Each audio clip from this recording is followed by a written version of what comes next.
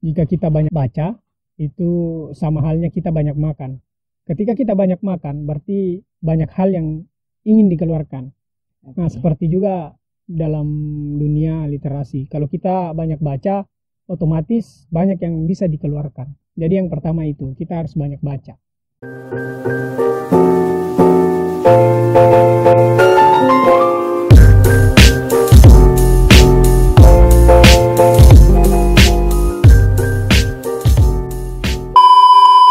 Halo bosku, ketemu lagi di kanal YouTube MIHP. Kali ini tidak ada puisi ya? Oh ya, tidak ada puisi, Tidak ada tapi puisi. menjawab pertanyaan-pertanyaan dari teman-teman Instagram Oh iya. yang beberapa hari lalu di-share Di Q&A. Instagram. Ya, sudah lama sih, Oh, cuman iya. baru kesempatan bikin videonya. Alasannya? Ya, alasan klasik, sibuk. Oh. Oke. Langsung dibaca. Karena berapa pertanyaan? Sekitar 10. Oh ya, ngomong-ngomong, di samping saya adalah editor MIHP. Aduh. Jadi video-video yang kalian nikmati itu diedit sama beliau ini. Oke, langsung saja. Oke. Pertanyaan pertama dari Magfira MJI. Sejak kapan suka puisi, Kak? Sejak kapan suka puisi? Yoi. Kalau suka puisi itu sejak di pesantren dulu. Wah, Anak Saya- pesantren. saya juga Oke. ini begini-begini anak pesantren. Saya suka puisi di pesantren. Kebetulan di perpustakaan pesantren itu ada banyak buku dan saya menemukan satu buku, bukunya Khalil Gibran. Oke.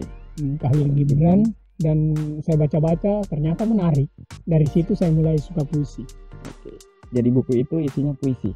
Nah, bukunya Oke. Khalil Gibran itu isinya puisi. Dari sana saya coba menggali, oh ternyata puisi itu seni banget gitu loh. Oke. Seni banget. Nah, saya mencoba mencari buku-buku yang lain seperti Khairul Anwar, Sapardi, dan nah setelah itu saya mendapat buku-bukunya Wira dan segala macamnya Oke. dari situ. Puisi klasik ke Puisi modern. Oke. Itu sih katanya orang. Berarti sejak di pondok pesantren. Sejak di pondok pesantren. Oke. Itu ya jawabannya. Pertanyaan selanjutnya dari Naiska_barber. Barber ini. Barber Barber shop. shop. Pertanyaannya, bagaimana cara membuat mood kita bagus biar hasil puisi kita juga bagus? Mood bagus biar hasil puisi kita juga bagus. Iya sih, karena mood itu sangat-sangat mempengaruhi hasil tulisan sebenarnya. Dan kalau misalnya bertanya tentang bagaimana cara membangun mood, yaitu setiap orang menurutku berbeda-beda. Ada yang moodnya bagus setelah makan coklat, ada yang moodnya bagus setelah berselancar dulu ke sosial media, tergantung bagaimana cara kita membangun mood. Kalau saya sendiri membangun mood itu yang penting ada minuman kayak kopi atau teh. Nah, itu moodku sudah bagus. Oke, mantap sekali. Kopi, teh, Senja. senji, tai anjing. Dari Yuni Bestweek 29. Asik. Asik. Pertanyaannya, buku buatan abang itu harus beli di mana? Hmm. Di Gramedia saya cari ora nemu. Ranmu.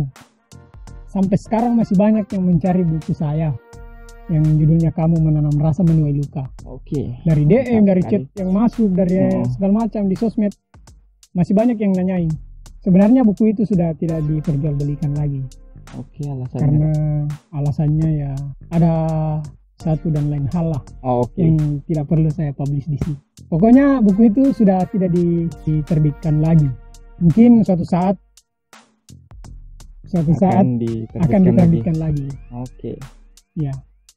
Tapi Jadi, ya berhentilah mencari gue MIHP yang Cukup. pertama itu. cukup nikmati di YouTube kanal Betul. MIHP aja.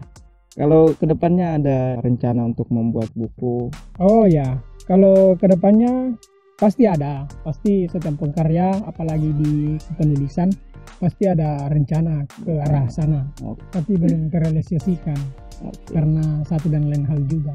Oke. Pertanyaan selanjutnya dari Cheonsa, Cheonsa A1. Pertanyaannya begini, Bung. Bagi tips, ini bukan pertanyaan.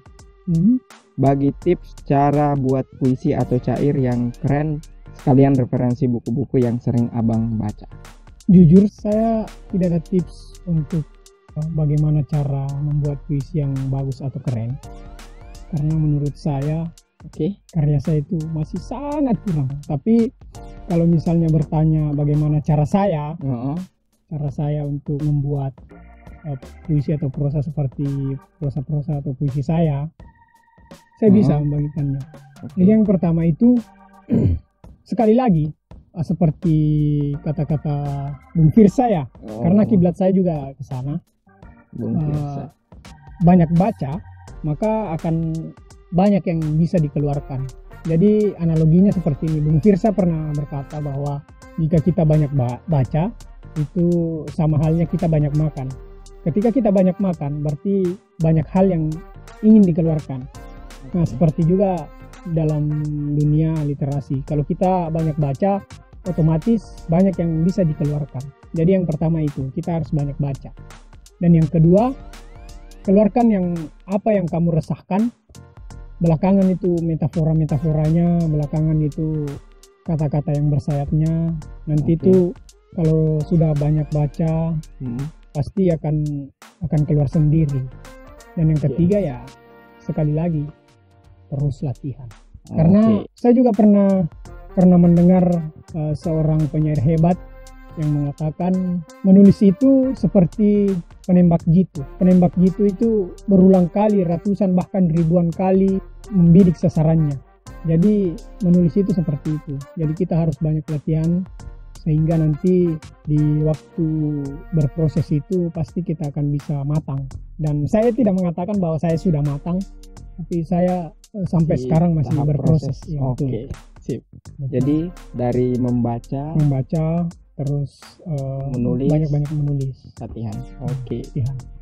Dan yang terakhir harus pede dengan karya sendiri. Harus pede mempublishnya supaya kita dapat kritikan. Jadi kalau misalnya kita berkarya, jangan nanti kritik. Jadi kita harus terima kritikan, terima saran, terima masukan. Jadi itu bisa menjadi referensi untuk kita. Gitu.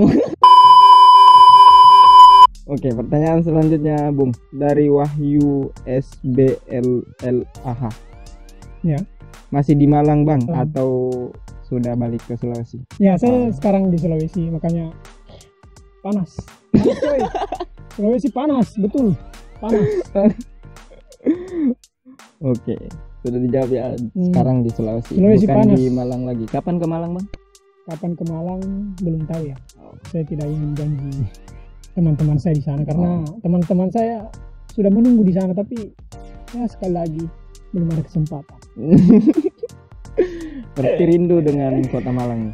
Ya pasti. Kalau kita pernah lama tinggal di suatu tempat pasti akan rindu pada tempat itu. Ya seperti halnya hati. Jadi kalau kita sudah menetap di satu hati lalu kita keluar dari hati tersebut, suatu saat pasti akan rindu dengan kenangan-kenangannya, rindu dengan senyumannya.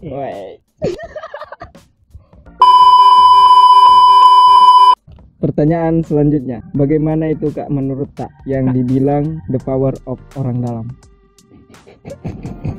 The power of orang dalam? Iya. Saya angkat tangan kalau membahas tentang itu. Pertanyaan selanjutnya dari Apin NNZ45. Kepalanya masih botak apa udah enggak nih, Bang? Masih.